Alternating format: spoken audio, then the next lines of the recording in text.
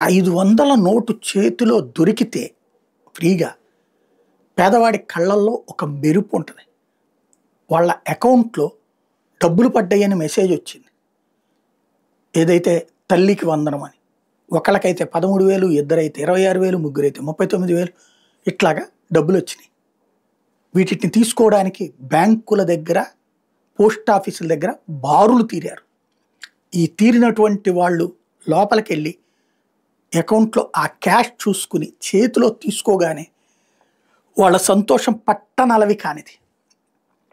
చంద్రబాబు గారికి మనస్ఫూర్తిగా కృతజ్ఞతలు చెప్పుకుంటున్నారు. ఎందుకంటే ప్రతి ఏడాది కూడా ఈ సందర్భంలో ఈ నెలలోనే వాళ్ళకి నరకం. మంచి స్కూల్‌లో పిల్లల్ని చేర్చాలి. కొంత డబ్బులు ఆళ్ళు దాచుకుంటారు. కానీ అది చాలదు స్కూళ్ళకి. అదే సందర్భంలో మంచి పుస్తకాలు, మంచి యూనిఫార్మ్, మంచి ఇయన్నీ కొనాలంటే బోలెడంత ఖర్చవుతది. ఫీజుకి డబ్బులు పోగేసుకుంటే వీటికి డబ్బులు చాలవు. వీటి డబ్బులు పోగేసుకుంటే ఫీజుకి చాలవు. నానా నరకం. నానా తిప్పలు పడుతుంటారు. అట్లాంటి వాళ్ళు లాస్ట్ ఇయర్ కూడా అలా సఫర్ అయ్యారు. అంతకుముందు లేదు.